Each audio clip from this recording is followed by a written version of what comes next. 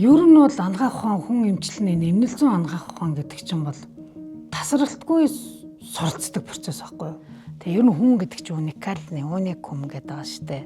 Хүн гэдгийг яаж хэн бүтээч үү те яагаад ийм цогц төвлөр юм бүтээч үү гэдэг.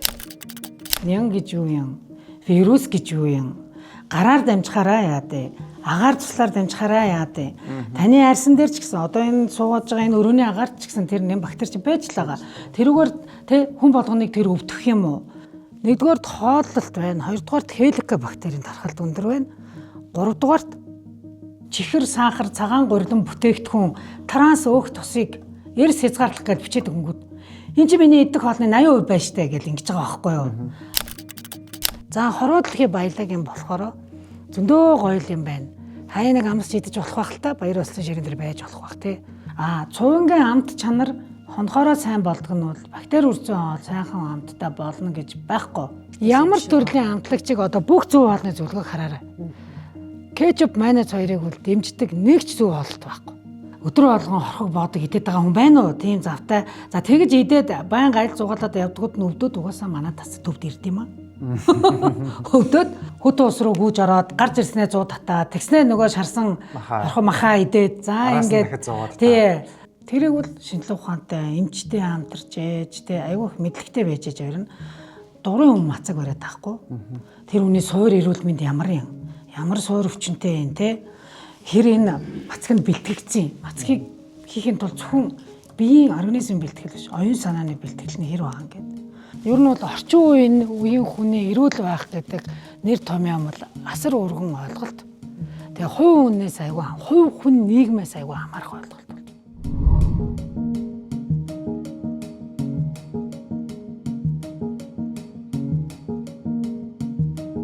Одоо ингэ нэг хавар болоод ирэнгүүт хүмүүс чинь ялангуяа эмэгтэйчүүд нөгөө зундаа бэлтнгээд баахан хоолны дэглэм барьчдаг.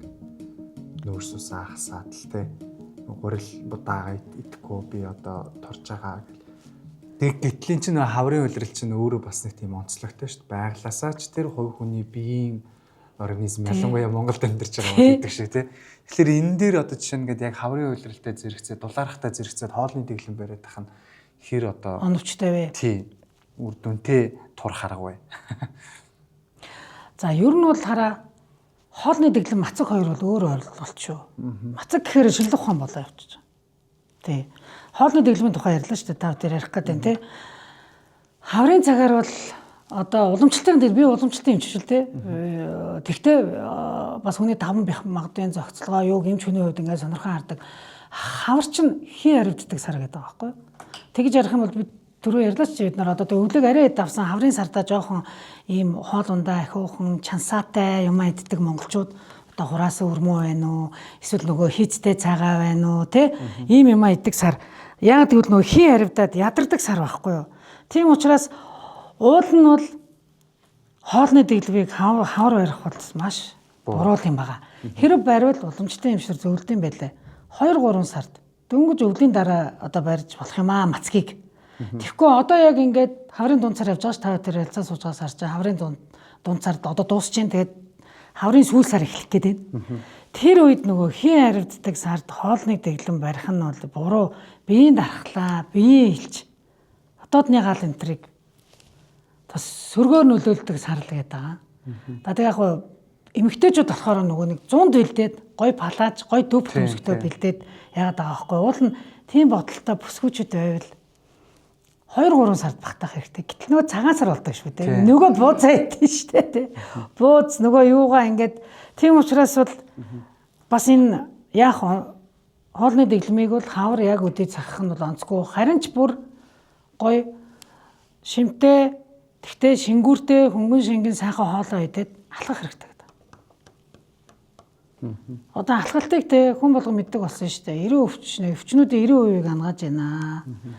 Цус хүчилт одоо ингээд цусан эргэл сайжраад улмаар эдэсэд очих хүчилт өргөж нэмэгдээд байна гэдэг чинь. Тэгэхээр хөдөлгөөн бол ерөөсөө тэр зөв хоолны дараах 2 дахь баг зэрэгцэж ирж байгаа тийм чухал юу байхгүй юу?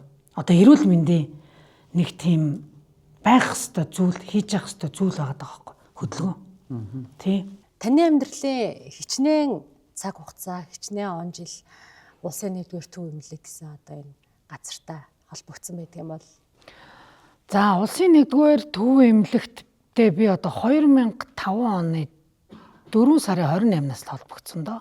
яг 20 жил болж байгаа юм биш үү? За одоо яг 20 20 жил жилийн дээр ирж байгаа. Үгүй тийм биш дээ. Би өөртөө тэрийг анзааргүй. Одоо ингээд Эрхүүгийн анагаах ухааны их сургууль төгслөө, аспирантур төгслөө, Эрдмийн зэргийн хамгааллаа. За тэгээ Монгол нутагтаа ирлээ. Энд одоо ингээд хүний л нөгөө туулдаг залуу хүний туулдаг юмар энэ тэнд рүү ингээд нөгөө CV материалаа өглөө. Тэгэл би улсын 1-р төв эмнэлгийн тэр үед улсын клиникийн төв эмнэлгийн дарга оюун цэцэг гэдэг хүний тушаалаар 4 сарын 28-ны тушаал байдаг санаж байна. Тэгээд ажилд орж исэн. Гэхдээ би ажилдаа 5 сарын 1-2-нд л орж исэн санагдаад байдیں۔ Тэгсэн чинь 5 сарын 4 ч үлээ 5 ерөөс ажилд ороод 1-2 хоногийн дараа жижүүр тавигдсан. Жижүүр юмч болсон. Хөө нэг дархнаас ирсэн нэг өвчтэй элгэний циррозтой төмпөнгөөр л бөөлжөөд нөгөө цус алдаад. Тэгэл ямар ч гэсэн даваал цусын тогтоогоол тэгэл хонжисэн. Тэгээд ажил амьдралын гаргаа их саяхан мэтэл санагдаж байна. Саяхан залуу эмч болормаа гэдэг байсан чи одоо ингээд баг ахмад эмчтэй орох гээд байна уу яах. Сургуулаа төгсөөд анагаах ухааны дунд сургуулийн лаборантын анги төгсчихсэн. За тэгээд лаборантаараа 3 жил нийгмийн эрүүл мэндийн хүрээлэнд ажиллаж исэн байдیں۔ За тэгээд дараа нь Оросын улманы улсын Эрхүү хотын анагаах ухааны дээд сургууль төгсөөд за тэндээ эрдэнэтээр төгсөөд тэндээ аспирантур төгсөөд тэгээд их хэмжээ гараагаа 2005 оноос эхэлсэн байдаг тий. Тэгэхээр бол яг улсын 1-р төв эмнэлэгтээ бол ажиллаад би одоо яг 20 дахь жил рүүгээ орж байгаа юм байлээ. Тий, 20 дахь жил рүүгээ орж байгаа юм байлээ. Тий. Тэгэхээр бол салбарт тэгээд нөгөө анагаах ухааны хүрээлэнд биш нийгмийн эрүүл мэндийн хүрээлэнд ажилласан жилүүд нэмэгдээд ингээд 23 29 жил болчихж байгаа. Тийм бага. Ер нь миний хөдөлмөрийн гараа бол нэлээд ихэлсэн шүү. Би ч 10 дугаар ангиа төгсөөд анагаах ухааны дунд сургууль лаборантаар сураад дараа нь тэрийгэ төгсөнгүүтээ шууд тэгээ одоо энэ нийгмийн эрүүл мэндийн хүрээлэнд эрүүл ахуйн секторын лаборант гэдэг ажил хөдөлмөрийн гараагаа эхэлчихлээ. За тэнд ажиллаж агаад 90-ад оны морин жилийн хувьсгал тэгээд нөгөө зах зээл мэйл гараад тий шуурга гараад ер нь ажил хийх юм уу сурах юм уу эсвэл нөгөө нэг ганцхан 8 гэ бас тэгээд нэг ганц 2 жил янз бүрийн тулаа явж исэн үе байгаа. За тэгээд дараа нь за ерөн сургууль соёл сурах хэрэгтэй. Угаасаа эмч болох миний мөрөөдөл бол бүр хүүхэд тах юм. Мэдээ орсон цагаас л би өөрийгөө эмч болно гэж боддог гэсэн. Эмчийн ажил сонирхолтой зургатаар ингээд хинч мэддэхгүй ингээд цагаан халааттай ийм нөгөө малгайн өмссөн ийм орос кино хараад ойлгохгүй мөртлөө ингээд сууж идэх хүүхэд байсан. Тэр эмчийн ажил гэдэг бол амар гоё. Тэгээ би бодсон яад эмчийн ажлыг би одоо гэх тийм гоё гэд.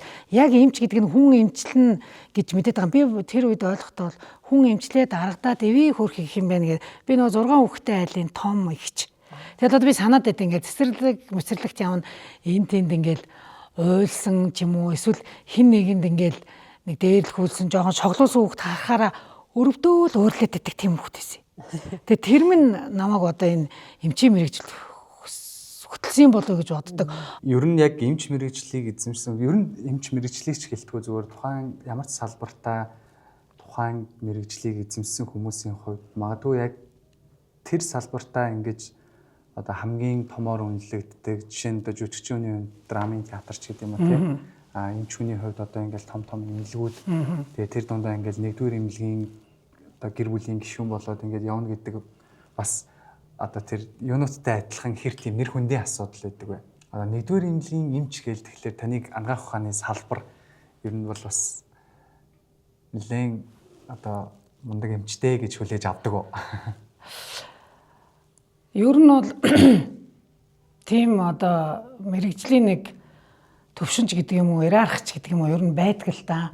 Мэдээж улсын 1-р төв эмнэлгийн эмч гэхээр л хүмүүстэй за улсын ууган эмнэлгийн одоо эмч байна энэ хүн одоо сайн эмч гэж автоматар би боддог байх гэсэн. Ер нь бол эмч болгон л одоо чинь анагаах төгссөн одоо ингээд шинэ залуу эмчнээс сухад хүн болгон л мэдээж 1-р эмнэлэгт ажиллах юмсан. Тэгээ 3-р эмнэлэгт ажиллах юмсан гэж боддог. Ер нь бол тийм би 1-р эмнэлэгт одоо ажиллаж байгаараа бол энэ дотор байгаа бүх эмч нар бахархдаг. 1-р эмнэлгийн эмчээ гэдэг тэр одоо юу л нэр төрөөс гадна хариуцлага мэрэгжлийн одоо өндөр ур чадварыг илэрхийлж идэг. Тийм учраас тэрийг бол энэ дотор ажиллаж байгаа хүн болгон бодож хичээж явдаг. Ер нь ч улсын ууган эмнэлэг, шинжлэх ухааны боловсон эмнэлэг одоо энэ жил 100 жилийн ойгоо их гэж байна. Үнэхээр ч ууган эмнэлэг энэ эрүүл мэндийн салбарын ачааны хөндийг ч үүрээд түүжээлж явдаг. Тийм учраас манай вишн ч гоё штэ тий. Ямагт анхдагч манлайлагч байна гэж. Тэгээд эрүүл мэндийн салбарын өнгийг тодорхойлно гэж байгаа штэ тий. Тийм учраас тийм одоо эмнэлэгт ажиллаж байгаагаар бол клиникийн хамгийн том эмнэлэгт ажиллаж байгаагаар бол бахархдаг. Ер нь ингээд энэ 100 жилийн түүхэнд энэ улсын 1-р төв эмнэлэг, энэ ууган эмнэлэг гэдгийнхээ одоо статусаар эрүүл мэндийн салбарын бол тий ачааны хөндийг үүрч түүжээлж манлайлж явж байгаа 100 жил. Тэгээ би тэрүүгээр бол айгүйх бахархдаг. Энэ том мундаг хүчирхэг хамт олон энэ түүхийг бүтээлцэн үе ахмадууд, эмч эрдэмтэн доктор, профессоруудын тэр одоо үйл хэргийг одоогийн энэ үеийнхэн үргэлжлүүлээд явж байгаа юм бахархалтай. Үнэхээр л улсын 1-р төв эмнэлэг гэхээр 1-р эмнэлэг те ууган эмнэлэг, урдаа барьдаг эмнэлэг гэдэг тий. Тэр статус одоо тийм эмнэлэгт ажиллаж байгаагаар бол бахархдаг. Аргагүй шүү дээ тий. Одоо яг таны ажиллаж байгаа тасаг буюу гастроэнтерологи нөө хоол боловсруулах эрхтэн тогтолцооны тасаг гэдэг ер нь бодоод ахна ер нь зөв хүн ямар байх уу, яаж харагдах уу, хэр эрүүл байх уу гэдэг бол ерөөсөө шууд хоолтой бараг шууд холбогддог юм болов уу гэж ойлгодог байхгүй. Тэгэхээр ер нь бол бас маш хариуцлагатай, маш том тасаг нэгж гэж ойлгож болох байх тийм үү?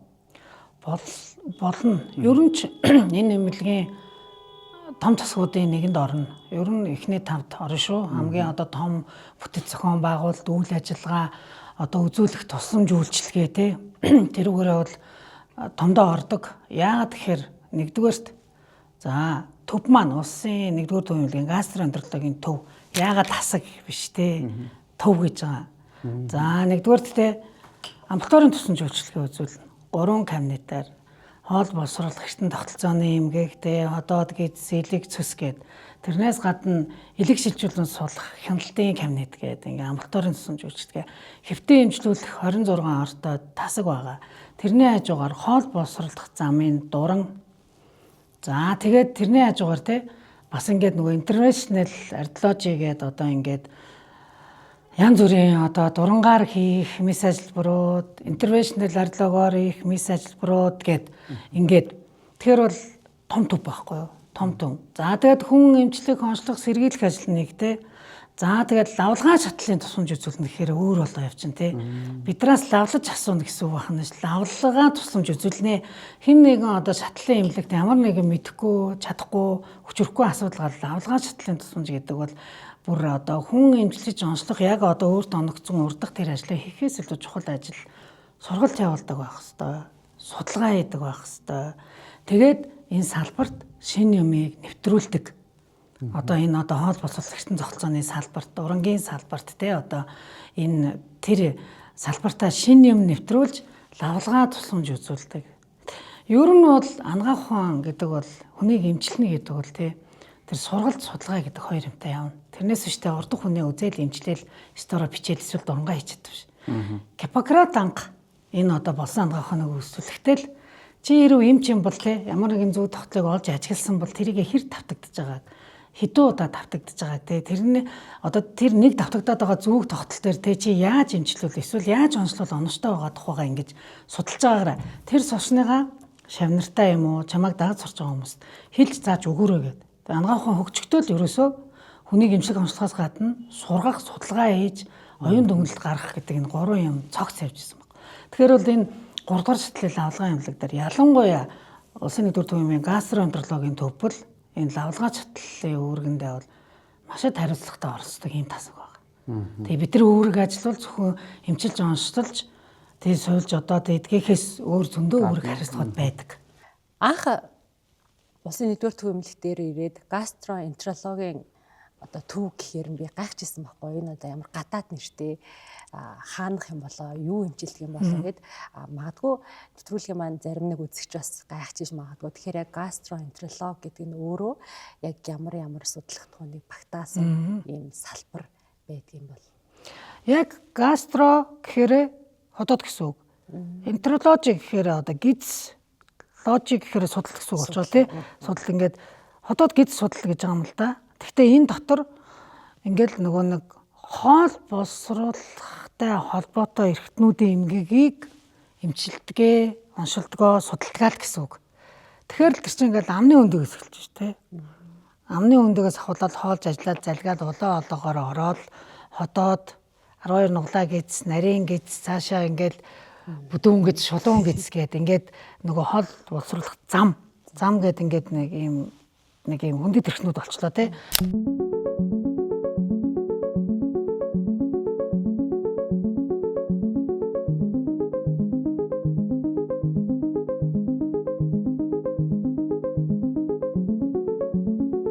Тэн дотор цулаг хэрэгтэй байгаа шүү. Хэвлээ үндэ. Илэг байна. Нойр учрахай байна. Тэгэл дэлүү. Тэгээд цөс гэл ингээл эднэр бас хоол боловсруулах. Ерөөсөө энэ хүний амаар орж байгаа хоол тэжээл, шим тэжээлийг зөв боловсруулж эцсийн энерги болгож хурахад оролцдог тэр эрхтнүүдийн өвчнийг судлана гэсэн үг. Ер нь тийм учраас би хүмүүст ойлгомжтойгоор бол ингэж хэлчихдэг юм. Би хотоод гиз, элэг цэс, нойр учрахын амьч байна. Надад хэлэх зөөр байна уу гэдэг. Тий. Айгу манай юм чинь айгу урт том тий айгу хамгийн их судлах туунтай одоо юу штэ төрөлцсөн нарийн мэрэгжлийн тим юу байхгүй юу? Шинжлэх ухаанч гэдэг юм ангаах ухаан байхгүй юу? Хамгийн өргөн үрээний айгу олон эрхтэн байгааз амны өндөгөөс ахуулаад шүд ингээ бараг хэлний өнгөр ороод тэгэл цаашаа явна. Тэгэхээр чинь бол нэлээд судлах туунтай тим эрхтэн байгаа. Тим тогтолцоо байгаа. Тэгэл тэрний л өвчин оншилж, эмчилж, сэргийлэх тийм л зорилготой эмчийг л хоол боловсруулах эрхтэн тогтолцооны эмч гэж байна.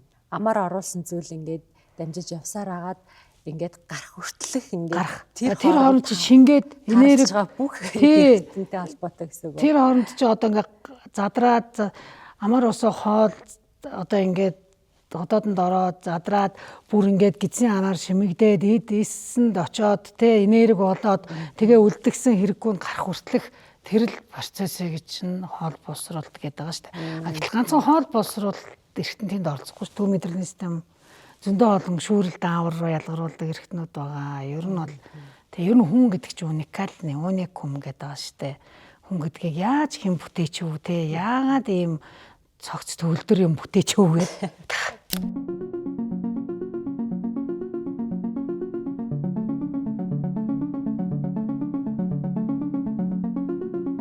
Хоол боловсруулах хэрэг. Хоёлаа гастроэнтерологи гэж ярьснаас илүү тэгээ хоол боловсруулалтын эрхтэн тогтолцооны эмгэг тий. Одоо нэг үзэгчдэд илүү ойлгомжтой. Тэгэхээр магадгүй яг энэ одоо төв яг энэ нэршилд ор ингээд юу багтаад байгаа юм бэ гэдгийг бас тайлбарлаж өгөх зүйтэй байх гэж бодож байна л та. Тухайлбал бол зүгээр яг хоол боловсруулах эрхтэн тогтолцооны чиглэлийн өвчлөл яг ямар төрлийн өвчлөл илүүтэйгээр Монголд бас яг зөвлөдөг бай. Тийм. За.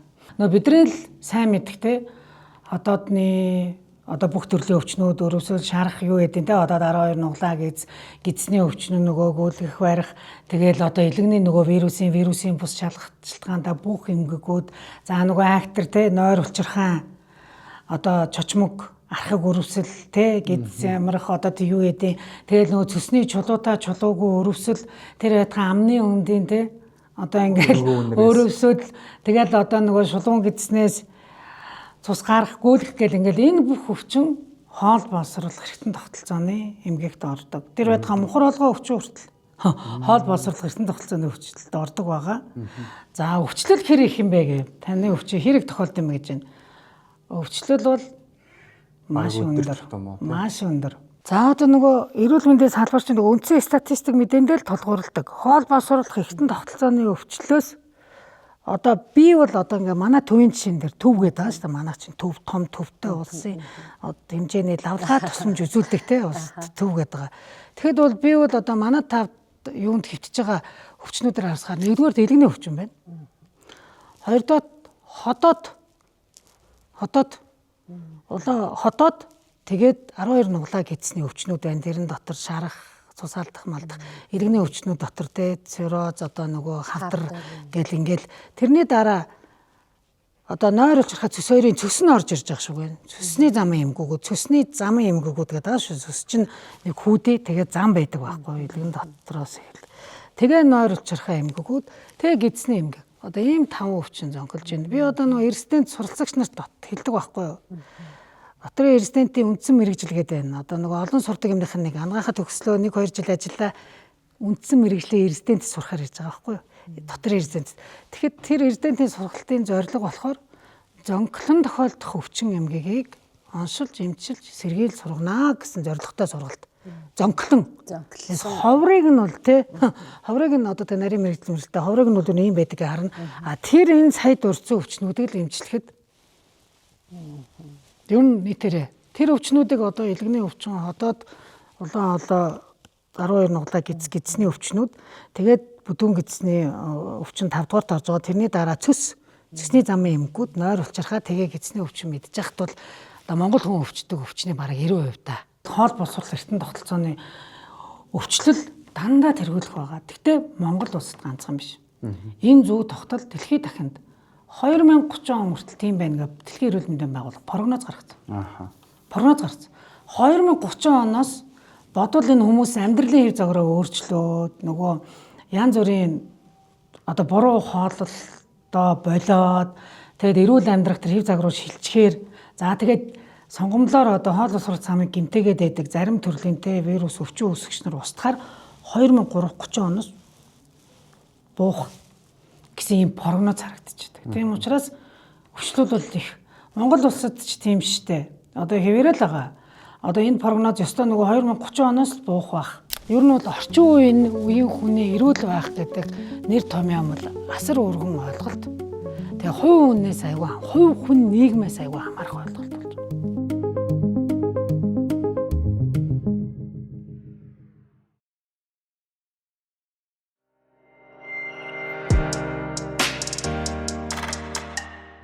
Ингэж сонсч ирсэн би. Одоо жишээ нь 2025 он тийм үү? 2025 онд за зүрх судасны өвчлөл нэгдүгээр байранд ингээд байх нь байна. Одоо ингээд хоол боловсруулах бол ингээд эхний 5 докторууд ингээд явж байж байна. Тэгэхээр энэ хоол боловсруулах эргэтэн тогтолцооны өвчин өнөөдөр 2025 онд ингээд эхний 5 дотор хэлбэлцээд байж гин гэдэг үр дүн чинь магадгүй 2000 оны ихэнх үеч гэдэг юм уу? 1990-ад оны сүүл үе 2000-ад оны үеийн амьдралын хэв маяг ямар байж байгаа үр дүн нь өнөөдөр ингэж илэрч байгаа гэдэг нэг тийм одоо судалгаач юм тийм юм сонсч байсан. Тэр бол үнийн хувьтай судалгаа байж. Тэр үед 90-ад оны сүүл те 2000 оны эхээр энэ өвчлөл мөн ийм л байсан. За одоо зүгээр яг 60 марган он руу орвол сонирхолтой юм билээ. Манай тасгийн 50 жилийн 2023 онд болсон. Бид нар тэгээд нөгөө одоо судлаач ураад одоо хүсэл тавиад тэр нөгөө нэг юуг судалж исэн байхгүй юу? Тухайн цаг үеийн 36 30 оны өвчлөлийн бүтцийг ингээ гаргаж өгөөч. Манайха одоо 1-р байна. Тэр үед 1-р байсан юм уу гэсэн чи үгүй. 6 7-р байсан билээ. Тэр үед чи эхлээд тэ нөгөө тахал уушгины өрөвсөл тэг ингээ нөгөө халдвартай бэлгийн замын тэг арсны халдвар төвчнгүүд тэг мэдрэлийн өвчин тавд байж исэн тийм зөв тогтолтой юм лээ. Тэр үед ингээд тийм. Тэгээ энэ одоо хоол боловсрол эргэтэн тогтолцооны өвчин бол яг тэдэн оноос их одоо нэмэгдэж ирсэн гэж хэлж мэдэхгүй байна. Гэхдээ намайг л эмч болсон цагаас би одоо 2005 онд тий эмч болж исэн. Тэгтлээ ингээд өндөр байдаг байсан одоо өндөр хэвээрээ тэр 20 30 жилийн өмнөх тэ амьдралын хэв загвар одоо нөгөө хоол ундны соёл одоо салж чадахгүй бүр улам буруу болоод байгаатай холбоотой л энэ үргэлжлээд байгаа байхгүй юу? Тий. Одоо ингээд хүмүүс чинь ингээд одоо ахмад эмчнэр одоо ингээд автууд ярьдаг штэ. Одоо шинэ энэ ингээд Facebook нутад дотор чинь 60 он 70 оны ингээд нөгөө хуучны гой зургнууд гардаг. Энэ Монгол хүн дотор ч ерөөсө тарган хүн байхгүй юм штэ. Үнэн штэ. Та нар ингээд өөрсдөө ах トゥ нарыг бодоорой 60 70 оны зургийг санаарай. Ингэцэн гэдтэй юм алиц хүмүүс айгүй ховор байдаг штэ. Ховор шүү тий. Тэгэхээр одоо тэр амьдралын хэв загвар холбох тий хоолны бүтэц өөрчлөлттэй холбоотой урбанизац гэдэг яриад байна. Хотчлолттой холбоотой тэр энэ шалтгаантай бол энэ өвчлөл нэмэгдээд байгаа нь үнэн байхгүй юу? Хоол. Цаг хугацаа өнгөрч байна. Бүх зүйл хувьсаа өөрчлөгдөж байна. Монголчуудын хоолны соёл гэсэн үүнийг дагаад бас цаг үетэйгээ уусан нэгдээд өөрчлөгдөж явж байгаа байх.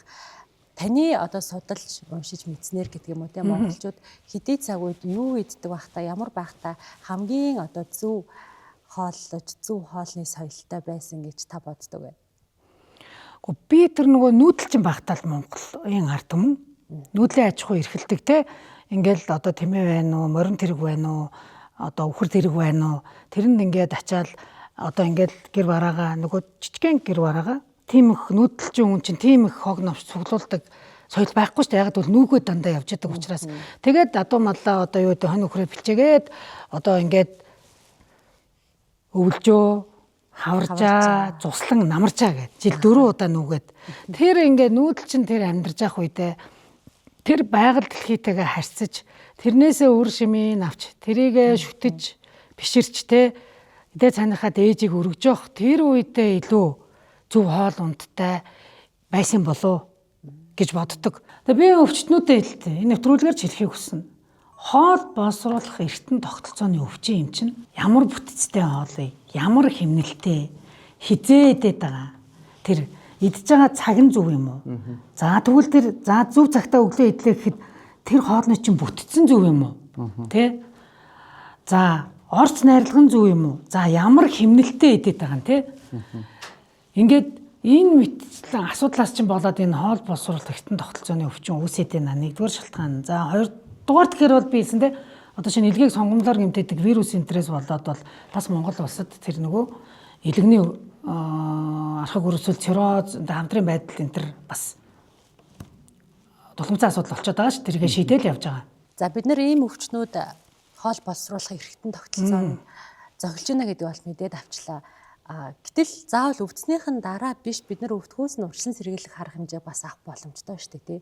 Яагаад яг монголчуудад энэ 5 төрлийн өвчин илүү зовлоод байгаа. Бид нар энэ өвчнүүдээс сэргийлэхийн тулд хаана юун дээр илүү анхаарах хэрэгтэй. За ерөнхийдөө нөгөө нэг илгэний өвчлөл бол одоо тэгэл зөндөө л ярьж байгаа хамтраад дэлхийд нэгдүгээр байр майранд орж ийн гээл тий. Илгэний өвчний бол ерөөсөө үндсэн шалтгаан нь юу шүү дээ. Вирусын халдвар илэг гэмтэгч. БЦ Д вирусын халдвар. Тэрнээс шалтгаантай илгэний цирроз тэгээд хавдар вирусын шалтгаантай. Ерөөсөө Монгол улсад илэг шилжүүлээд суулгаад байгаа шалтгааны 60-70% нь бараг 80-90% нь вирусын шалтгаантай илгэний цирроз хавдар. За дараа нь тэр илгийг гэмтээгээд байгаа юм арх штэ нууц штэ архны шалтгаантай гэж байгаа. За хотоодыг юу гэмтээгээд байгаа. Яагаад хотоодноос цус алдаад хотоод нь шарах үүсгээд байгаа. Нэгдүгээрт хооллолт байна, хоёрдугаарт хеликобактерийн тархалт өндөр байна. Гуравдугаарт эмийн зохисгүй хэрэглэл. Хит хэмжээгээр юм хэрэг. Гэхдээ бүх юм биш л те. Жишээ нь үе мөчний нөгөө нэг өвчин намдах бүлгийн юмнууд замбраагүй хэрэгэлдэг. Тэ одоо нөгөө толгой өвдлөө гээл амруугаа юм аваад байдаг. Тийм шалтгаантай одоо ингээл хараад тахад. За нойр уцрахын өвчин яагаад тохиолдод байгаа. Ёстой яг хоол арх хоёр. Тос өөхтөө зарцуу юу хоол шарсан төлсөн хоол идээд араас нь арх угаад эсвэл цөсний чулуутаа удаан явж байгаа. Тэгээд нөгөө цөсний чулуу одоо цөсний үүдийн чулуут өрөвсөл гэдэг өвчтөд тэр хүн хоолны дэглэм сахих хэвээр тэрийгээ сахиж чадахгүй байжгаад нойр уцрахын өвчөнд орчдөж байна. За цөсний чулуу нэгдүгээр дэлгэний эмгэг их байгаас тохиолдно. Дахиад бас хоол штэ. Буруу хооллоод байна. Хөлөө яваад байна. Гэт. Ерөөсөө хоол боловсруулах эрхтнийг ярихаар бид нар өнөөдөр жиг хоол ярьлаа тий. Өөдөө хоол ярихгүй болохоор би ингээд 10 юм бичиж өгсөн чи аягүй хэцүү байхгүй юу? Тэр хүн зөв хооллож би хэлжээ зөв бүтцтэй хоолоо зөв цагт зөв хэмнэлтэй зөв бэлтгэж идэж ууж чадахгүй л ерөөсөө тэрнээс бид нар салахгүй. Зөв хооллолт гэдэг ойлголт одоо бас ингээд янз янзын өнцөгтэйгээр ингээд гарч ирдэг болчихлоо шүү дээ. Тэгэхээр ер нь яг тогтсон яг анагаахын шинжилгээ ухаанд за энэ бол яг зөв хооллолтоо гэдэг тийм юу байдаг уу? Тогтсон ийм овши ойлголт бол байна. Тогтсон зөв хооллолт гэдэг нь бол би ойлгохдоо бол зөв цагт нь зөв бүтцтэй хоолыг зөв хэмнэлтэйгээр идэхийг л хэлж байгаа. За хүмүүс ингээд яг зөв хоол гээд та багцаагаа одоо ядч хэлтэй энэ хоол юу идэх юм олдохгүй байна. Жишээ нь ингээд одоо би хүн үзэж байгаа л те. Чихэр, сахар, цагаан гурилан бүтээгдэхүүн, транс өөх тосыг эрс хязгаарлах гэж бичээд өгөнгүүд. энэ чи миний идэх хоолны 80% байна штэ гэж ингэж байгаа байхгүй юу. А гэтэл яг энэ хоолыг Монголын ард түмэн те одоо энэ монголчууд чихэр сахар цагаан гурлыг шин 40 50 жилийн өмнө тэгж идэж байгаагүй штэ. Тэр ч өөртөө ингээ гурлаа тэрэмдээд тэгэл цагаан идэ мах тийм л холтой байсан. Тэгэхээр сонголт байхгүй бас ховор зэвэртэй холбоотой. Гэхдээ бол бас тэр үедээ ингээл зөндөө олон эрүүл саруул хүн төрөөл энэ нийгмийг бүтээгээл те хүчтэй жуутай бөхчүүд ингээл байсан болохоор тэр хоолыг бас бид нар яг буруу гэж байсан гэж хэлэхэд хэцүү шттэ. Тийм учраас зүүн хоол гэдэг бол нэгдүгээр өнөөдөр хийх таны одоо ингээд өвөрх ачааллын тэр илчилгээг хангаж чадах уу? Тэ? А эсвэл ингээд хоолоос очоод ингээд илчлэг хөрөхгүй хоол идчихэл ингээд гол нь харлаал те ингээд хөмсгөө зангидаад яваад ах уу? Тэрийг айгу сайн бодох хэрэгтэй. Би бол зүүн хоолыг ингэж бодож байгаа. Ер нь ч шинжлэх ухаанд ч тэгж зааж байгаа. Нэгдүгээр тэрэн дотор уурга, эслэг, ногоо, өвс, навчит ногоонууд тэгээд жижигхэн нүүрс ус байх хэрэгтэй. Тэр нь таалах удаа ч юм уу те. Тэгээ ингээд зүүн хоолны 5 гэд байна л да. За Монгол хүний зөв хоолны гэр зөвлөмж гээл одоо энэгээр ороход дүүрэн л байж байгаа. Тэгээ тэрэн дээр ингээд заасан байгаа байхгүй. Ер нь бол те ногоо жимс тийм юм их идэрээ. За махаа бол хангалттай идэрээ. Одоо уурга өндөг те. За нүүрс усыг бол нэг хэсэг бүр үздэггүй. Огт битээ ид гэдэг байсан. Одоо бол үгүй шүү. Боцны солилцоо зүү явахын тулд жоохон нүүрс ус яаж турхаж байгаа хүн, яаж тарган, ямар цаахартай хүн жоохон хэмжээгээр идэж явах хэрэгтэй гэдэг ингэж байгаа. Тий. Тэгээд үндсэн 3 бол химнэл гэж би тэрийг хэлээд байгаа. Өглөөний цай, өдрийн хоол, оройн хоол. За тэгээд ирэхээр нөгөө хоол соох мацаг ороо явчихна те. Intermittent fasting буюу одоо интервалтай өлсөх гэдэг юм нэр томьёо байгаа. За тэрийг бол хүмүүс дэмжиж л байгаа. Тэгэхээр миний бодлоор бол би хоол уусрах хэрэгтэн тогтолцооны эмчийн хувьд миний хувьд бол хамгийн чухал хоол өглөөний цай, өдрийн хоол хоёр. Оройн хоолыг бол би те ядарч очоод би бол хүүхдүүдээ өрөвхтэй ч гэсэн ядарч ирсэн бол орой төрлөө хоол идэх шахдгүй. Энэ хүнд өглөө усаад ид цагаав тий. Тэгэхээр ингээд бас нэг хөрхөө нөгөө интервалтай тэгээ мацаг болчиход ах шиг байгаа. Ингээ өглөө идлээ өдөр идлээ тий. Тэгэхээр бол би бол өглөөн цай өдрийн хоолноос бол эзэж үтэй татгалзаарай. За оройн хоолойг бол те танд үлдээе. Тий. Иднүү байна уу өөрөө мэдээ тий. За лавл унтахаас нэг цагийн өмнө те 5-5-аар цувь идэл унтахгүй л ах. Унтаж болохгүй шүү дээ. Яаж бодсон тий? Яаж бодсон тэгж болохгүй шүү дээ мэдээж. Тий. Тийм учраас зүүн хоол гэдэг бол одоо харьцангуй хүмүүс залуужаад энэ нөгөө мэдээлэл амар юм хүртээмжтэй болоод айгүй мундаг болсон залуу үеийнхэн ер нь ахмад үеийнхэн ч ер нь ямар ч насныхан бүр эрэгтэй эмэгтэйгөө эрэгтэй хүн хүртэл те ер нь би мэдээлэл агаалдаа энэ ч би хичээж байгаа гэдэг ингэж байгаа. Тийм цаг үе ирсэн. Ер нь яг өөрт тохирсон яг зөв. Яг тэр хэрэглээгээ олж бий болгоод тэгэл тэрийг амьдралын хэмшил болгох хандлагыг болсон. Одоо тэр гол нэг өглөөний хоол нь юу байх вэ? Өдрийнх нь юу байх вэ гэж бас яг зөв тэрийгэ тань мэдэх нь одоо таны аахгүй юу? Болормоо одоо цандат хоёр жишээ нь одоо тэгээ доржгой дуламгой юу идэж сурсан юм. Цаанаасаа тэр нөгөө хоол одоо хоол хижээлийн тэр удмын хэв шинж гэдэг нэг юм яриад байгаа. Жишээ нь одоо бид нарт дандаа өв сургамд идчихсэн одоо тэр зүүн даазын хүнийг авчираад энд цагаан идэгээр шахаатай байвал тэр хүлээж авахгүй шүү. Тэр шиг юу идэж хингээгээ тэрнээсээ одоо илч энерги аваад гоё байдیں۔ Тэр хоолол идэнэ. Тэгэхээр энд эмч туслана. За эмчээс илүү сүүлийн үед хоол зүүч гэдэг мэрэгжил амар модонд орсон. Дээд мэрэгжилтэй бакалавр. Одоо би хэлээд өвчтөнд ойлгомжтой болохын тулд эмч чимшиг тоогооч чимшиг нэг хүн нөхөр байгаад байгаа. Тийм тэрнээс очиж зөвлөгөө аваа. Таны гадар дотор өөхийг хэмжээд, булчингийн маасыг хэмжээд те. Тэгээд таны ингээ хоолны хөвшлийг судлаа. Та юу идэх дуртай, юу шингээдгөө, юу идэхээр гүйлгдгөө ингэж асуугаад тэр хүн за та өглөөний цайнд тиймэрхүү юм ид. Өдрийн хоолны тийм мэд. Орой бол тэгэрээгээд ингээд меню өнтер гаргаад өгдөг болсон. Маш мод болж байгаа мэрэгжил. Тийм тэр бол маш хэрэгтэй мэрэгжил. Одоо гадаадд ингээд очлоо хоол боловсруулахын эмчд очлоо. Эхлээд шууд ингээд юу бичиж өгдөггүй шүү дээ. Им бичиж өгөхгүй шүү дээ. Оо хоол зуучин зөвлөгөө автаас ингэж тэгэж тийм иж болохгүй ингэхгүйгээ 6 сар юу ч өгөхгүй. Ерөөсөө л хоолны зөвлөгөө өгнө. Тэгээд дахиад эргээл зөөр шалгаа намдсан юм уу? Намдснууд бол эмч тэрэхгүй байхаа. Эрэг гэхээр за та яг юу ийдсэн бэ? Яасан бэ? Ингэсэн үү, тэгсэн үү, тийм ийдсэн үү гэл ингэж идэм байлаа шүү дээ. Тэгээ манайхан ч болохоор ингээ нөгөө хоол ярахаар айгүй жоохон хүлээж авах. Гэтэ одоо сүүлийн үед бол өөр болсон. Ялангуяа залуучууд бол тэг яг юу идэх юм бэ эмчээ гэд ингээд тий настайнууд нь бол насаараа ийм хоол идсэн ингээд тэгтээ бол сүүлийн үед хүмүүсийн хандлага зөв болж байгаа. Нэрээ тийм шүү. Энэ яг л хоолноос болоод байгаа би мэдээд байгаа.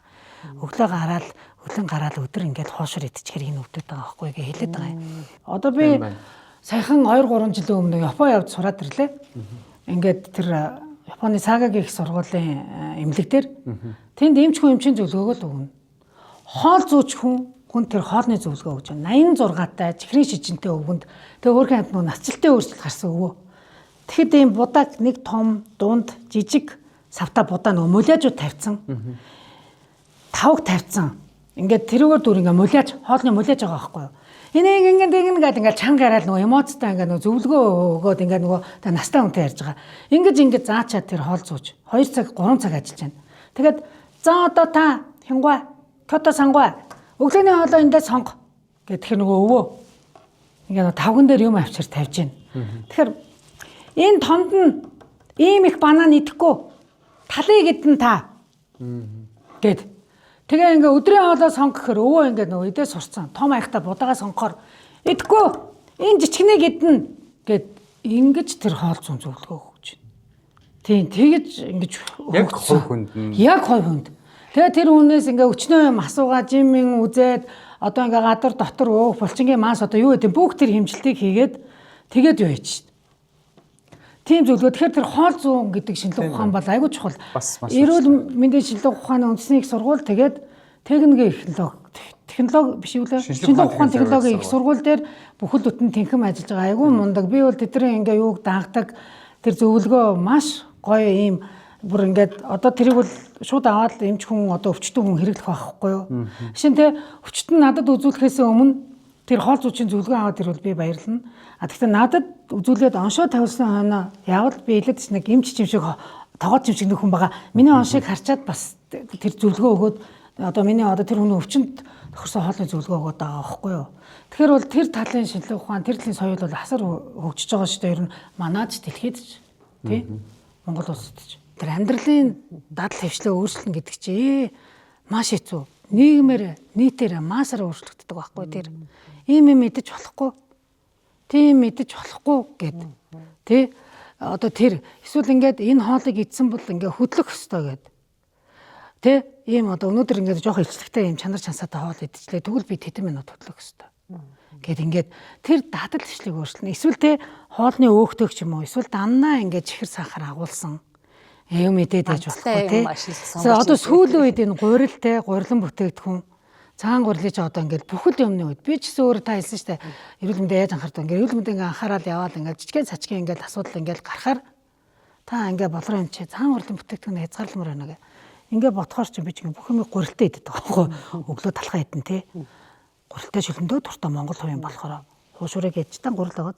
Тэгэхээр энийг юугаар олуулж болох вэ? Тэ энийг тэ би тэ шин 4 иддэг байсан бол яаж 2 болох вэ гэдэг дээр ингээд масаараа. Тийм учраас одоо энэ эрүүл мэндийн яам, нийгмийн эрүүл мэндийн хүрээлэн тэр байтугай одоо энэ лавлгаж хатлын эмнэлгүүд нийгмийн эрүүл мэндийн албатай, дэмжих төвтэй болоод байгаа.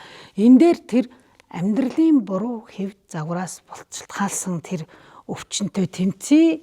Тэгээд энэ хүмүүсийг энэ зуршлыг өөрчлөе. Одоо бүр хэдэн үеэрээ одоо хэдэн он жилээр амьдраад ирсэн энэ зуршлыг өөрчилж сургая гэдэг байгаа байхгүй юу. Та одоо өглөөний цагаа уудаг болчих. Тэрэндээ тэнийг тим мэддэг болчих. За тэгээд та гарчаад те хоёрхан буудал газар те айл түгжрээд бас ингээл чагнаалаад дараад ингээ явж байгаа оронд те сигналтад гүгээд ажиллагаа гүгээд орчих. Те ингээд эний чи ингээд төлөвшүүлд юм байлээ л те. За тэгэл тэгсэн ард түмэн бол амжилтанд хүрж байна. Илүү ч юм байхгүй. Хоолоо зөв болгоцсон. Үргэлж ингээд тэ машин жишээ төгжөө байхгүй. Тийм уус хүндэтгэнгүүд бэн штэ. Хүмүүс нь алхаа явж идэг. Том живтэй те ингээл сигналтаад манайхан шиг нэрвтэл ингээл гудамжиндаа ингээд битүүрээ тахгүй. Тийм учраас тэр чинь ингээд цөмөрөөл хийх хэрэгтэй байна л да. Тэгэхээр бол би бол одоо үзэн болгондоо л хэлдэг. Та ингэмээр байна. Тэгээ чадлынхаа хэрээр хийгэрээ гэд. Өөрийнхөө дуртай хөдөлгөөнийг олоороо те. Ямар хөдөлгөөн явуулах тохирсон. Тий. За одоо ингээл амар их ингээл гурил мөрөлтөө хоол иддэг байсан бол тэрнийхээ талыг хөсудаа болгол доо тий. Талыг хайл да тий. За чинь одоо өглөөний цаанда одоо би ингээл дотооч би ч одоо ингээл лүжинтэй хүн чинь дотооч хүрлийн эмчтэй хандаа штэ. Хэлж байгаа манай эмч гоё дотооч хүрлийн эмчтэр гэдэг чинь тэр шинжлэх ухаан шиг ингэсэн гоё хүмүүс байдаг. Та өглөөний цаанд юу хийж ийм юм үзсэн гэж. 3 зүсэн талах чинь ихтэж байна болроо эмч. Та нэг л болго. Өндгөө чинь болж өвшөрж байна. Ногоо таруулдаггүй ногоо одоо цагаан навчит ногоо одоо помидор өгөрцөө одоо салаад байцаа. Тэр чинь бол та өөрөө хүснээрээ ид. Тий. Ингээл энэ мэдтэр ингээл өөртөөсөө эхлэх хэрэгтэй байхгүй юу? Тий. Гэхдээ одоо нийгэм өөрчлөгдөд байгаа хүмүүс нэг хүнд ингээд юмаа нэлж захын бас гайгүй болсон. Ямар ч өвчтөнд айлч тий холоос ирсэн өдөөний байна уу, хотын байна уу өвчтөнд ямар ч сан та ингээд үзээрээ та өглөөнийхөө цан дээр тий одоо ядаж халаасаа хоол идэхэ болоо зүгээр нэг өндгөө нэг хар цусам хар талхтайгаа тий нэг 3 цусам 4 цусам өгөрцөйтэй идчихэд болно штэ гэл. Тэгэхээр тийм нэр эмчээ болно штэ гэл. Хөдөөний үнээс би хэлж байгаа. Та өглөө босоод нэг аяг усаа уучаад тий юу байгаа гоё тэр цагаан идэ мэдээ тий одоо өрөө мааруул юу гэдэг тэрийгээ тий нэг борцогтойгоо ичээд малтаа гараарай, өлөн битгий гараарай. Тий ингээл одоо энэ монголчууд ч төдийгүй те дэлхийн бүх шашинд ингээд мацаг өрдөг өдрүүд байдаг шүү дээ. Одоо та нар анзаарвал те одоо үнэн алдарсны шашинд их пост гээл одоо 1 сарын 9-өөс ч үлээ хойш одоо олон өндөгний баяр хүртэл те махаа идэггүй хоолоо өнгөлдөг юм мацаг байдаг.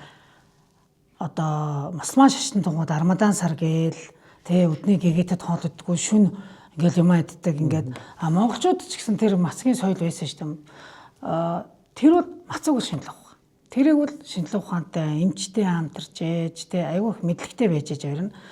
Дурын хүн мацаг бариад таахгүй. Тэр хүний суур эрүүл мэнд ямар суур өвчнөтэй юм те. Хэр энэ мацагт бэлтгэгдсэн. Мацгийг хийхин тулд зөвхөн биеийн организм бэлтгэл биш, оюун санааны бэлтгэл нь хэр байгаа гэдэг. Тэгээд одоо мацгийг шинжлэх ухааны үүднээс тайлсан Нобелийн шагнал хүртсэн эрдэмтэн чинь Японы Исинару Осуми гэдэг Токиогийн технологийн их сургуулийн ис судалдаг эмч одоо эрдэмтэн 2016 онд энэ Аутопак тэ ингээ өөрийгөө цэвэрлэх өөрийгөө одоо устгах гэдэг юм одоо идэх гэдэг юм уу тэр юугаар Нобелийн шагнал хүртсэн.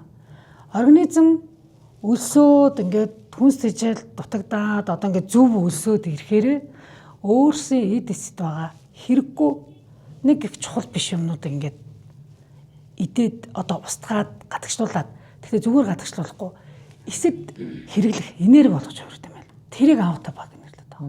Тийм учраас би мацгийг шинжлэх ухаан юм шүү. Тэрнээс тэ хоолны дэглэм тэг гүрээгээл ч та ингээл тэ нэг турах гад ингэж байгаа бол мацаг биш байхгүй. Тийм учраас манай бүсгүүчүүд хоолны дэглэмсэхийн оронд харин тэр мацаг ялангуяа сүүлийн үед хэллээ тэ интервалтай өсөглөн гэдэг нэр томьёо гараад байна. Тэ тэр бол мацгийн нэг хэлбэр байхгүй. Ялангуяа орчин үеийн завгүй хүмүүстүүд их сайхан тохирно. Тэр тэгээ хөдөлгөөнтэй хорчиж бас үр дүн. Тэгэхгүй тэ мацаг болж ингээл диван дээр хөвтөл уцаа маажаад байвал бас ямар л үр дүн хүрэх бол. Тийм учраас мацгийн тухай бол ийм товчгол юм хэлээ. Шинжлэх ухаан юм шүү. Тийм маш олон сонголтууд байгаа. Маш олон сонголтууд, хураан мацаг, тэ нойтон мацаг, тэ одоо юу гэдгийг урт эсвэл тэр одоо богино ингээл төрөл өөрийн мацаг. Тэгээ улиралдаа тохирсон мацаг байна. Тэрийгээ бас л яг л нөгөө нэг өөртөө тохирсон юугаа сонгоод яг тэгвэл таны организм танд л ганцхан. Тэ та одоо ямар удамшилтай яаж одоо ямар хэв загвартай ямар хоолны зуршилтай тэ ямар гэрийн зуршилтай ямар орчинд ажиллаж амьдардаг тийм хүн байна. Тэр одоо таны эрүүл мэндийн суурь үзүүлэлтийг айгүй тодорхойлдог. Тэр суурь үзүүлэлт дээрээ суурилж тэр дараагийн мацаг эрүүлжүүлэх процессыг хийх нь бол илүү үр дүнтэй гэж би боддог.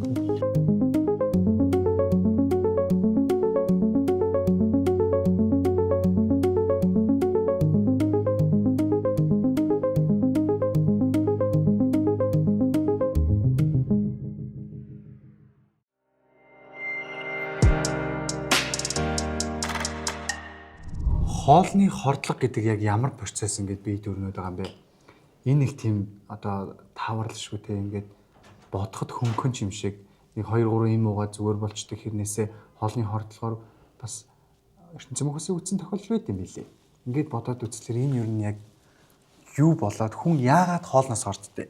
Тэгээд хоолны хордлого гэдэг яг ямар процесс ингээд энэ бие дотор яваад байгаа юм бол.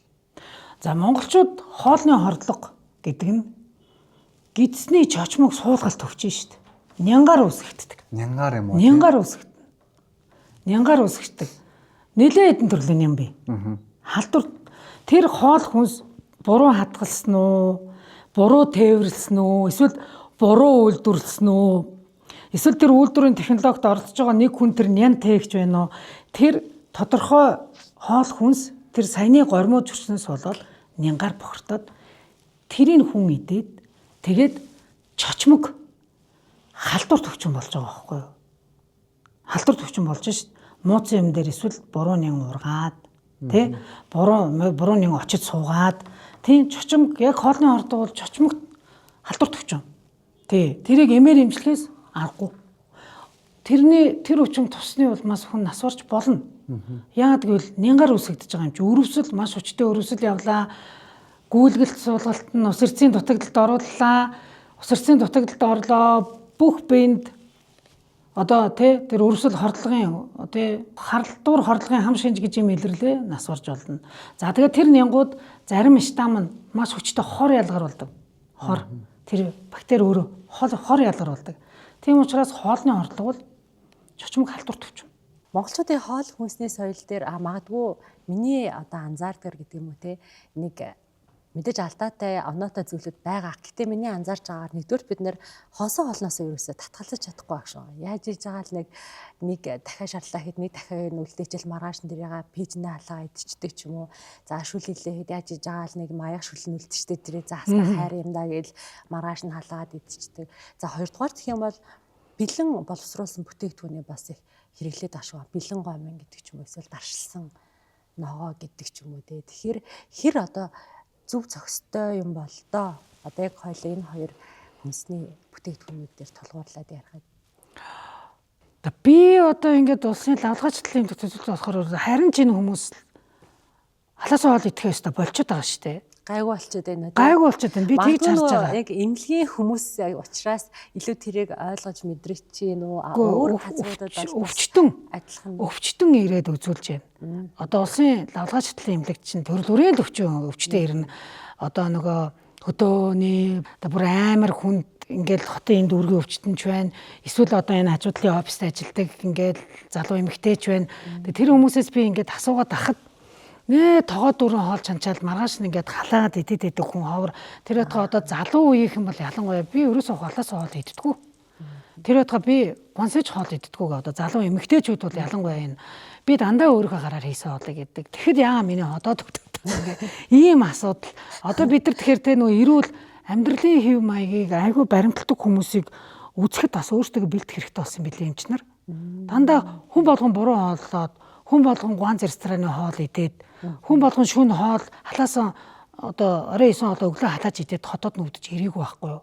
Тэгэхээр энэ ингээл дахиад нөгөө урбан хотчлыг дагаад дахиад нэг өөр өвчин яваад одоо ингээ шинэ одоо нэг өвчин шинэ хэв маяг шилжих гээд байна шүү дээ. Одоо тэрийг бид нар бас л таньж мэдэж тэр цуглуулж мэдлэг болгоод ийм нэг зөв тоглоно гэдэг нэг хэрэгтэй юм шиг байгаа. Тийм учраас халаасаа хоолойг бол одоо бид гэж хоолоо дандаа орой болгон илүү хоол үлдээчээл маргааш нь халааж иддэг тийм монгол хүн бол хоор болсон байх гэж бодож байна. Тийм. Жишээ нэг монголчуудын нийтлэг хамгийн дуртай хоол юу вэ гэхээр цөөвөн тийм үү? Цөөвөнг ялангуяа эрчүүдийн хувьд цөөвөнг хонуулаад маргааш нь сүтээ цайтай идэх хамгийн гоё гэж ярьдаг эрэгтэй хүн бол бараг 10 хүн дотны худалчинд 8 нь баг шүү. Тэгэхээр чин одоо чин хонсон хоол ялангуяа тэр хонсон сүтээ цай хонсон цөөвөн сүтээ цайтай идж байгаа тэр процесс чинь бол нэг тийм таатай одоо эрүүл яг амт чанарын хувьд ингээд гоё мэдрэмж өгж байгаа байх л да. Гэхдээ тэр чинь бас нэг тийм хотод руу орж байгаа зохистой зүйл бол биш л болж таарах гэдэг шүү дээ тийм үү. Бүр 60-аад онд хийсэн цэрэндаа шагтын мчийн судалгаа байдаг. Угаасаа хонсон хоолнд бактери одоо урд оройнохоос тэдэн хувь 25% зүйлүүдээ их болчтiin байна. Тэгээд нөгөө нэг эсэлтлийн стресс гэдэг эсэлтэлд гэдэг юм явагддсан байна. Явагдчихсан байна гэдгийг уус зарлаад тийм учраас хонсон хоол идэхгүйгээ зарладаг болсон. Тэгвэл бол монголчууд бол харин ч хаа очиж хонсон хоол идээд байдаг ард түмэн биш шүү. Одоо гадаад та нар очиод үзээрэй. Савлцсан шүл бэлэн ингээд ший ингээд зардаг. Тэр бол бүр амар штэ. Ингээд хадгалах хугацааг заасан. Тэр хоолыг бол би өстой жинхэнэ амар хоол гэж боддог. Хор гэж юу? Хор гэж боддог. Ингээд 6 сараар хадгалахаар те бүр яг ингээд шууд халаагаад итгэхээр ингээд хоолнууд ингээд одоо бүх газар одоо ингээд Солонгос Америкт байдаг штэ. А тэрийг бол би одоо Орос гэсэн те ший араагүйгээд шууд тэрийг ингээд савнд хийгээл халаагаад буцалгаад идэг. Да тэр хоол бол харин бүр өстой амар хоол. Угаасаа ч тэрийг амьд бус хоол гэж нэрлэдэг юм билээ нөө. Болгоод савлаад хадгалцдаг учраас тэгж нэрлэдэг баг. За тэр хоолны оронд бол яг өөгшүүлж байгаа юм биш. Гэхдээ орой хийсэн цовонг өглөөтэй өлөн гарахын оронд идсэн зөв шүү. Тэгээ бид өглөөний цайнд очилбол гэж хэлсэн те. За junk food. Бэлэн та ингээд бэлэн хоолны тухай ярьлаа те. Ер нь бол эрүүл хоолнд ерөөсөө дарсалсан нөөцсөн хоол ортгүй. Консервсэн хоол. Тэр чинь нэг яруу түргэн те. Эсвэл нэг аян зам мамд явж хахад те. Одоо ингээд гинт ингээд ажил төрөл хай нэг ингээд оройтдаг юм уу? Эсвэл ингээд ийшээ нэг хөдөө нэг дуудлаганд явах болохоо замдаа те. Ингээд идэх хоол болохоос биш те. Гэртээ өргөчөндөө дүүргчээл халааж идээд байдаг хоол биш шүү дээ. Тэр чинь буруу хоолнд л ордог. Одоо би junk food гэж нэр томьёогийн чинь одоо тэдний дэлхийн эрүүл мэндийн байгууллага гаргацсан шүү дээ. Бүүргэр хагас бэлэн боловсруулсан ингээд нөгөө болцсон ингээд дахиа сэндвич, бүүргэр, чипс, чихэртэй, газтай нөгөө кола, спрайт, ундаанууд тэр тэгээд чипс. Тэгээд боловсруулсан мах гэж байгаа. Хямыг хэлээд байгаа байхгүй. Тэр чинь хям болгож гоё амт оруулаад тэрийг жоохон хадгалж байгаад идэхийн тулд хүчнээ юм идэг. Энэ чинь бол junk food шүү дээ. Энэ хүнс чинь бол ерөөсөө эрүүл хүнсэнд ордгоо. За хороодлохын баялагын болохоор зөндөө гоё юм байна. Хаяа нэг амс идэж болох байх л та баяр болсон ширэн дээр байж болох байх тий. Тэрнээс ингээл дандаа ингээл лаацтай консерв идээл тий. Өдөрсмийн хэрэглээ. Тий өдөрсмийн хэрэглээ биш шүү дээ. Чипс мөвчсэн дээ нэг хай нэг кино үзэхдээ би өөрх юм хүн юм чинь нэг чипс идчихэж болно шүү дээ. Тэрнээс тэрийг ингээл хөрүүлж ингээл хүүхдтэй авч өгөөл өглөө цэцэрлэгт нь бай явахт нь барьж оруулаад байвал буруу болчихж байгаа байхгүй юу. Тийм учраас одоо ингээд хараад байхад миний ингээд ажигласнаар бол залуу үеийнхэн тэр жансангой хувь тэр junk food тэр чипс идээд ундаа уугаад байгаа юу нөхөрч байгаа гэхээр хамгийн түрүүн хотод гэсэн ямар л өгдөрт. Хотод өвдөд байна энд ингээд дурандуулахаар хотод нь улаацсан шалбарцсан те ингээд өлөн байж байгаа л гинт идчихдэг. Тэр junk food-нээс болоод одоо залуу одоо надад би ч юу штэ том үний эмчтэй хүүхдийг бол явахт үзэхгүй. Ингээл 18 түүнээс дээш насны хүмүүс ингээд залуу 20 21 25 та одоо ингээд барилга дээр ажилладаг эсвэл оффист нөгөө IT ингээд суугаан ажил хийдэг хүмүүс хажуудаа л нөгөө junk food-ийг чинь тавьчихна л ингээд идэд идэм шүү. Тэгэхээр чи хамгийн түрүү хотод гизэн амирж байгаа. За тэгээд насан жоох яваад тим хоолтойгоо 30 40 хүрээд ирэхээр тааруулалт чихрийн шийж. Дахиад тэрэн дээр өөр юм нэмэгдээд ирчих. Бодисын солилцооны хаамш эмгэгүүд нэмэгдээд ирж байгаа байхгүй. Элэг өөхлөлт энэ төргээд. Тэгэхээр бол энэ хүнс чи ерөөсө буруу хүнс гэдгийг бол заагаал байгаа. Тэгсэн одоо хинч мэдээл байгаа. Хараад бод телевиз ёо. Турхтаар гарах болгондоо л яриад байгаа шүү дээ эмчээр болгоон. Тэгсэн мөртлөө дэлгүүрээр нэг л байгаа үсттэй. Яг бол нөө хүнд сонголт нь байгаа байхгүй юу? Иргэн та өөрөө те хүнснээ саксгээ ирдэг. Тарган эзэхтэй ямар хоол сонгодог вэ? Туранхай гойлог эзэхтэй ямар нэг сонгодог хүнснээ сакс гэсэн ойлголт байдаг байхгүй юу? Тэгээд тэр саксны зураг одоо та нар хүнснээ сакс гэд ингээд англиар монголоор хийгээд орохоор хараарай. Тэр ингээд зөв олж байгаа хүн ямар байна? Буруу олж байгаа юм. Тийм учраас гэрээ эзэхтэй нар хүнснээ саксаа зөв байлгах хэрэгтэй байхгүй юу? Хүүхдтэйгээс нь төлөвшүүлнэ шүү дээ. Тэрийг одоо гэнт 20 хүрсэн он леженд дагуулад энэ ингээд эмчээ хэлээд өг кола уугаад чипс идээд байна.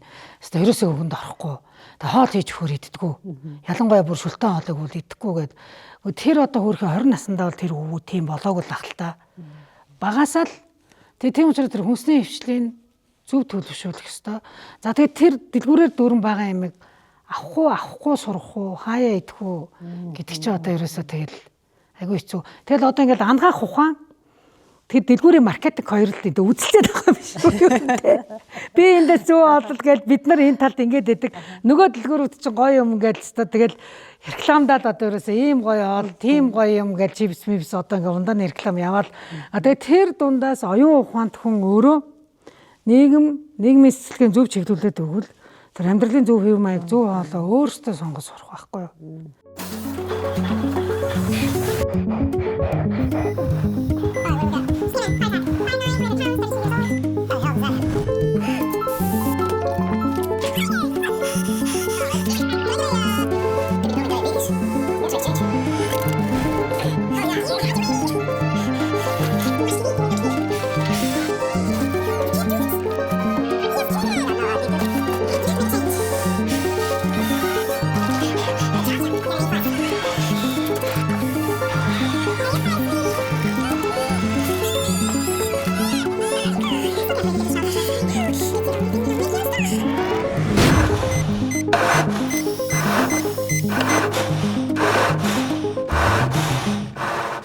Монгол орны бас нэг ингээд онцлог нь бол яалтчгүй нэг дөрөв үйлрэл байгаа даа л да тий.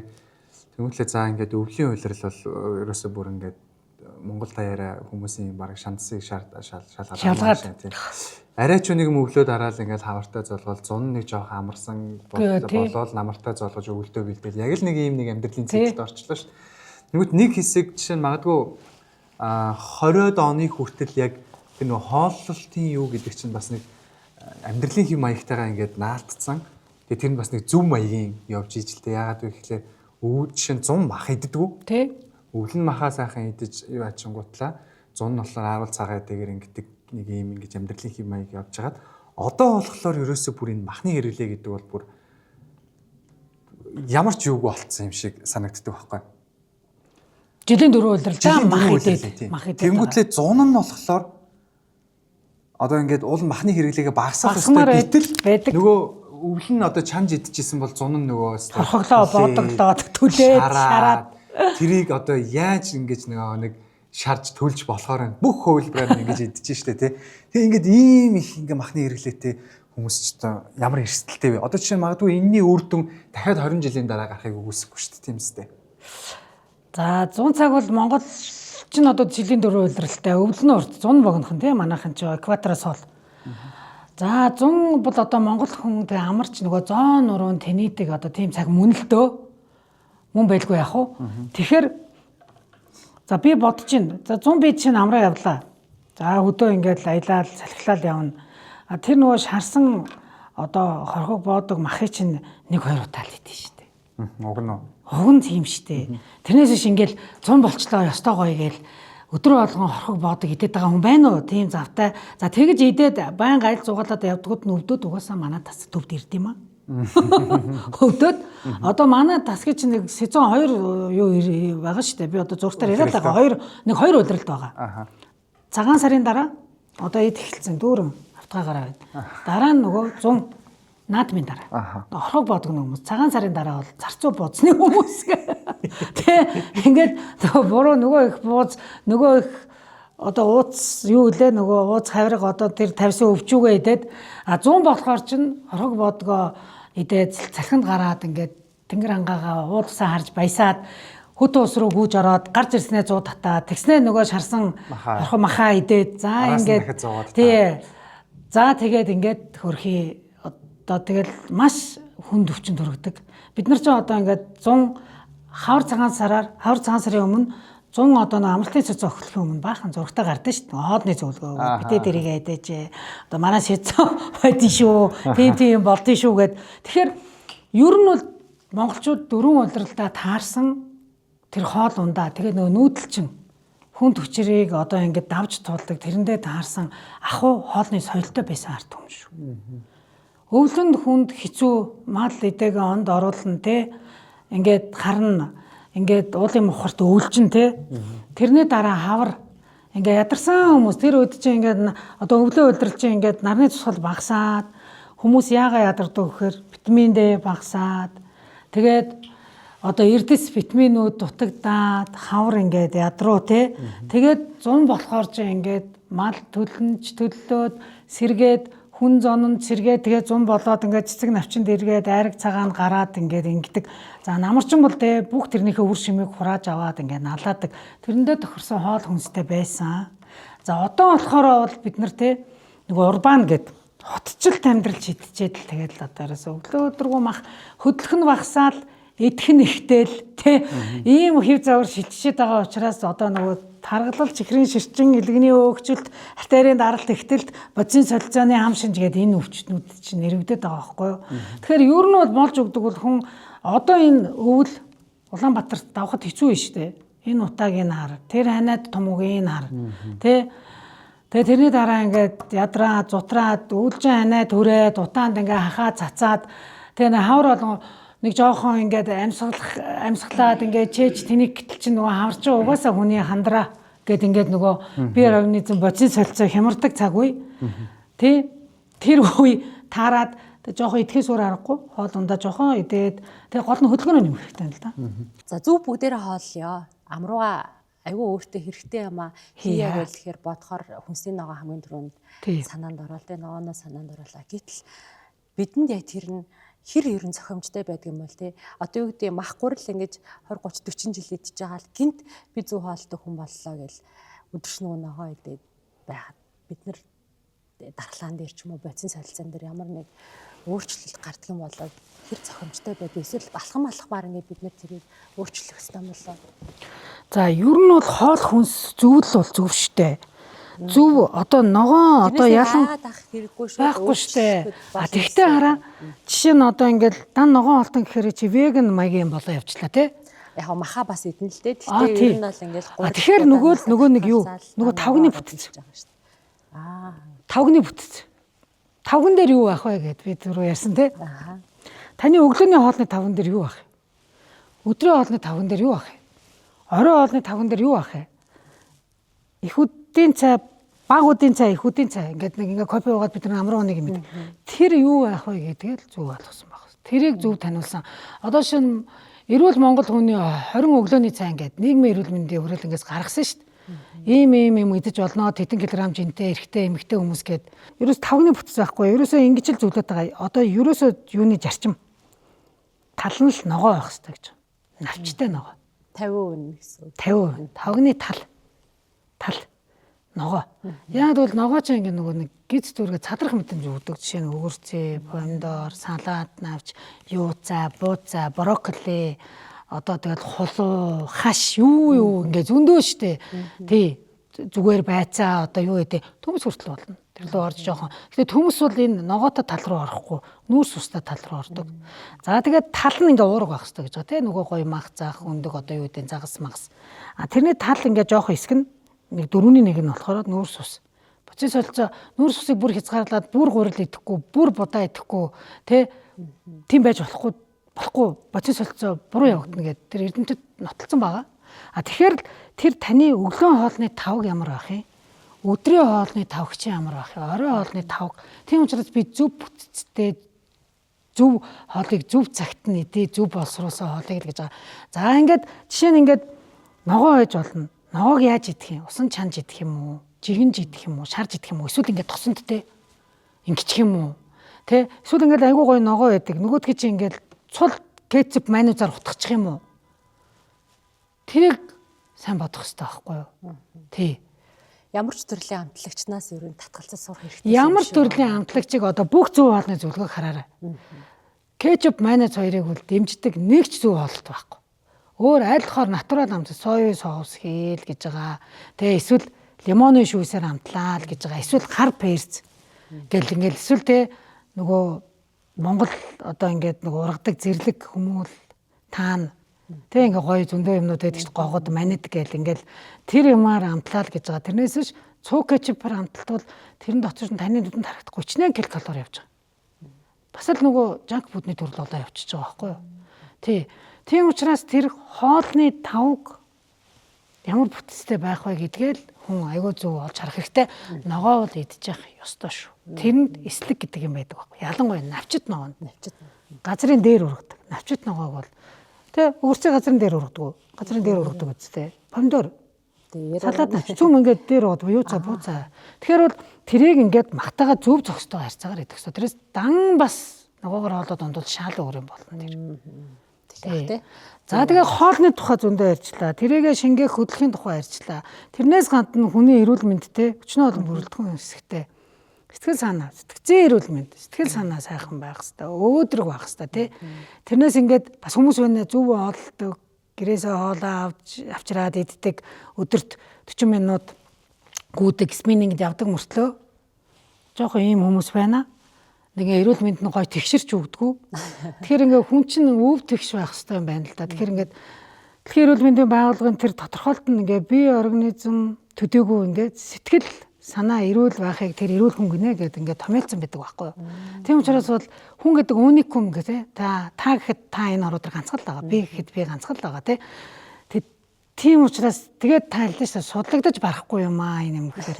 Тэгэхээр бүх юм нь ингээ цогц сайхан өв тэгш оршиж ийн гоё явах хэрэгтэй байхгүй тий. Сэтгэл санаа өдрөг хоолнд зөв хөдөлгөөнтэй цогцлог тий. Ингээд одоо юу гэдэг Сэтгэл санаа өөдрөг, тайван, амгалан, стресс, нервгүй, хоол ундан зөв, хөдөлгөөнтэй ингээд хөгжилтэй ингээд өөдрөг байвал тэр хүн ингээд сайхан байх байхгүй юу? Эрүүл гэдэг тэр тодтол нийцгээд гээд байгаа байхгүй юу? Тэгэхгүй те нэг л юм жоохон ингэчүүл жоохон хэцүү. Тэгэхээр одоо ингээд чинь энэ ажлын стрессийг яах юм гээд ингэдэй.